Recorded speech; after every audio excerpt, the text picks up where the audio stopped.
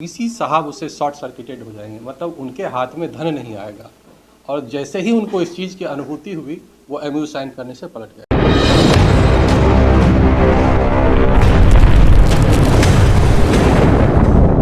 Press conference जो है एक खास मकसद से किया जा रहा है।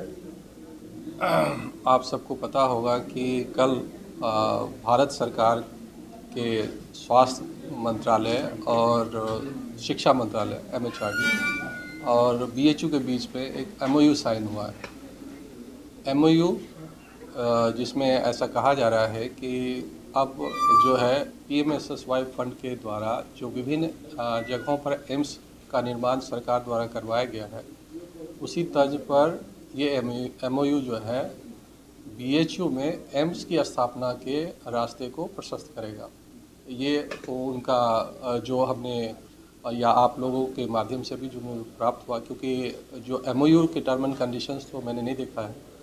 जो मिनिस्ट्री ऑफ हेल्थ के जो मिनिस्टर हैं JP नड्डा साहब ने जो ट्वीट किया है और शिक्षा मंत्रालय ने जो अपने ट्वीट किया, उस सब के निचोड़ ये आ रहा है। अब ये आंदोलन हम लोग लगातार जो है पिछले 15 सालों से चला रहे थे। ये MOU का ही मसला था, जहाँ से जब 2011 के अक्टूबर-नवंबर में हम लोगों ने इस आंदोलन को लिखित रूप से शुरू किया था कि बनारस को समझने के लिए ये समझना होगा कि ये शिक्षा की राजधानी से पहले स्वास्थ्य की राजधानी रही है।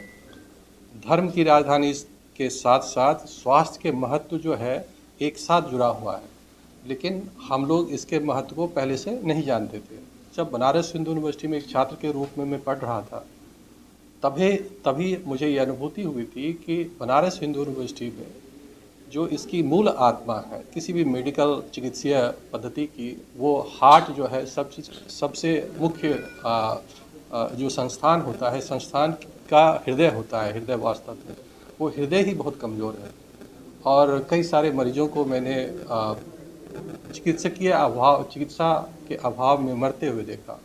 तो इसकी वजह से पुनः BHU में आकर अपनी सेवा देने के लिए एक मेरी लालसा थी। जब यहाँ आए तो सबसे कई सारी परेशानियाँ एक साथ थी। एक तो BHU में उस समय institute of medical science sir सुंदर लाल अस्पताल को सिर्फ 2 करोड़ एनुअल बजट मिला करता था और 2 करोड़ के बजट में पूरे संस्थान को चलाना बहुत ही मुश्किल काम था और इसलिए सुविधाएं जो थी बहुत ही न्यूनतम स्तर पर थी। तो उस समय कांग्रेस की गवर्नमेंट थी सरकार में और लालजी सिंह साहब उस समय जो कुलपति महोदय थे यहाँ के। तो हम लोगों ने उनके माध्यम से एक मुहिम शुरू की कि सरकार से बात किया जाए कि अगर इस अस्पताल को एम्स बना दिया जाए तो इस अस्पताल मतलब यहाँ के आसपास के लोगों को जो मिलने वाली स्वास्थ्य सेवाएं हैं वो काफ़ी बेहतर हो जाएगी। अब ये आपको समझना पड़ेगा कि एम्स में और दूसरे संस्थानों में क्या फ़र्क है, क्यों हम लोग एम्स चाह रहे थे। ये इसकी मूल जो दोनों में जो अंतर है, दोनों संस्थान में कि अलग इंस्टीट्यूट और एम्स में, एम्स जो संस्था है उसका बजटिंग जो है वो हेल्थ मिनिस्ट्री के अधीन है, स्वास्थ्य मंत्रालय के अधीन है।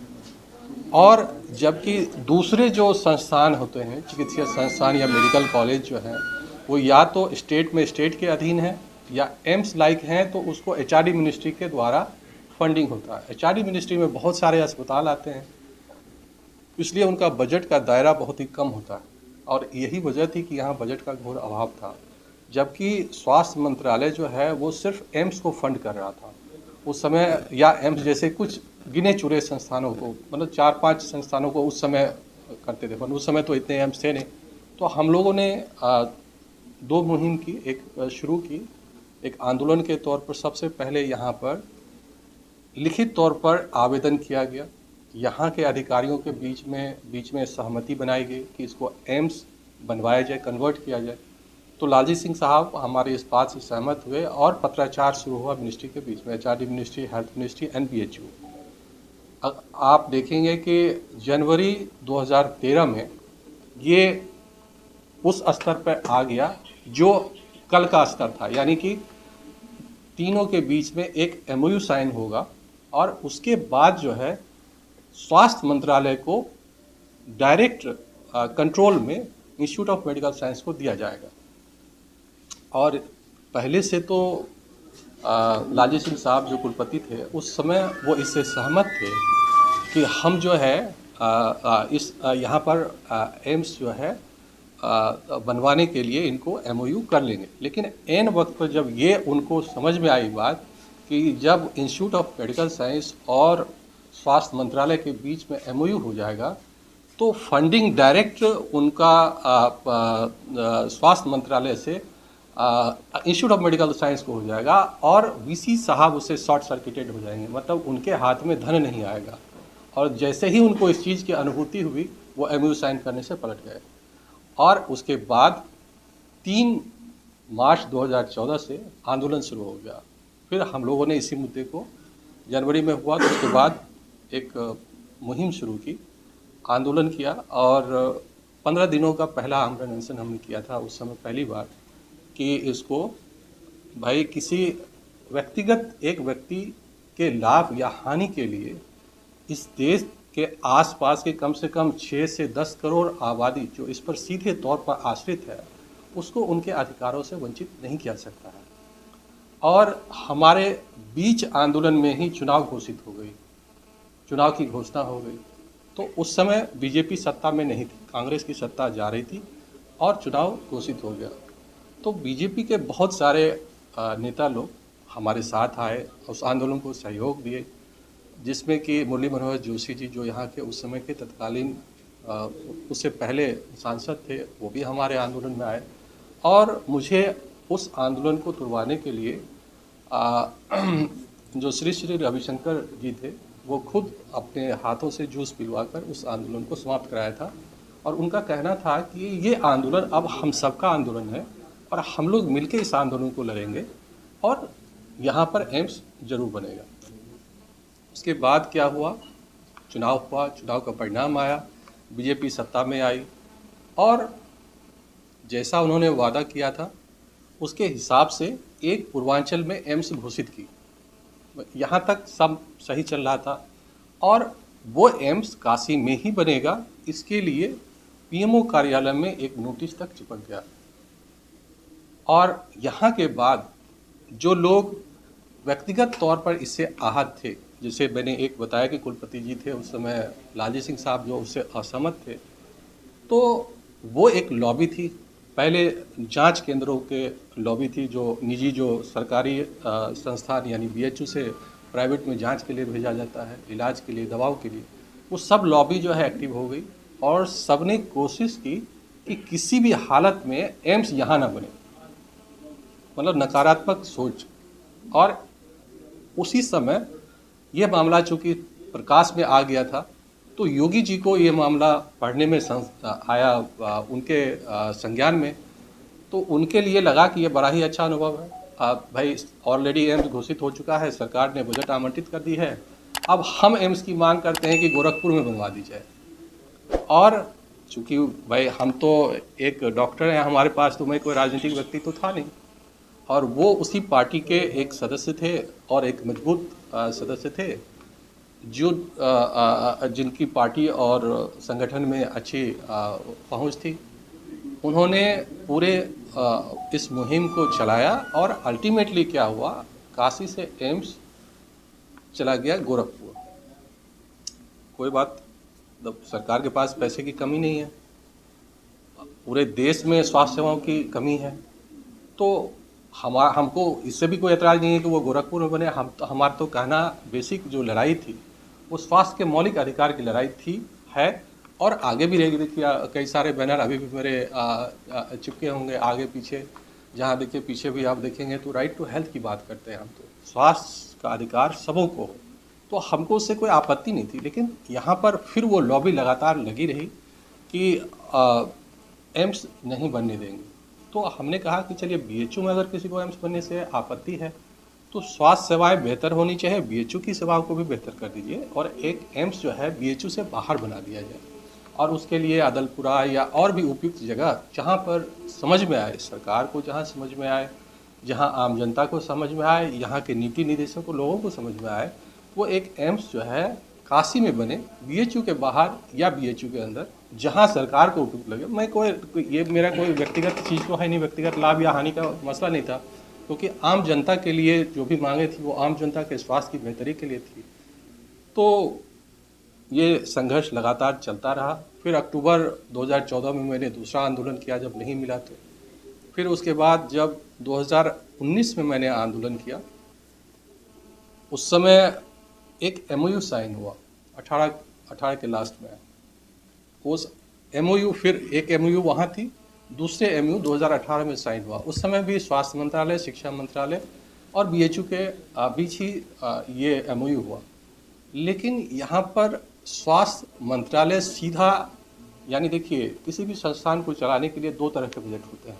एक होता है वन टाइम बजट, कि जैसे कोई बिल्डिंग आपके पास नहीं है, सरकार से आपने मांगा, सरकार ने कुछ बजट आपको एक बार दे दी और उसके बाद आप बिल्डिंग बना लीजिए, बाकी आप चलाते रहिए उसको। और दूसरा होता है रिकरिंग ग्रांट। रिकरिंग ग्रांट का है मतलब कि जैसे ये पूरा का पूरा संस्थान ही ये स्वास्थ्य मंत्रालय के अधीन चला गया, अब सारा बजट जो है स्वास्थ्य मंत्रालय ही संस्थान को देगा। एक बार की बात नहीं है, ये हर साल बजट आएगा। तो पहले के एमओयू में वन टाइम ग्रांट तक ही मामला सिमट गया, इसीलिए वो जो असली लड़ाई थी तब भी 18 के एमओयू के बाद भी ये चीज़ें लागू नहीं हो पाई जिसका उद्देश्य था। लेकिन उसके बाद क्या हुआ, आप देखेंगे कि सरकार ने लगभग 1000 करोड़ रुपये बीएचयू को बिट्स एंड पीसेज यानी छोटे छोटे टुकड़ों में दिया, और उससे कई सारे, जैसे सुपर स्पेशलिटी विंग बन गए, एमसीएच विंग बन गए, आई के लिए विंग बन गए। तो अस्पताल के जो इंफ्रास्ट्रक्चर था वो पहले से बेहतर हुआ, लेकिन एम्स के समकक्ष नहीं हुआ। और चूंकि हर साल आपको एम्स में देखेंगे लगभग 2000 करोड़ का एनुअल बजट होता है, और आपके पास पहले 2 करोड़ था, और जब हमारे आंदोलन के बावजूद भी ये बढ़ के 200 करोड़ के आसपास ही पहुंचा, ये 2000 करोड़ नहीं पहुंचा। तो ये 200, 2000 और 2 में कितना का फ़र्क है, आप 1000 का फ़र्क है गुना कर। ये बजट बिना, जब तक पैसे नहीं होंगे तो आप सुविधाएं आम जनता को नहीं दे पाएंगे।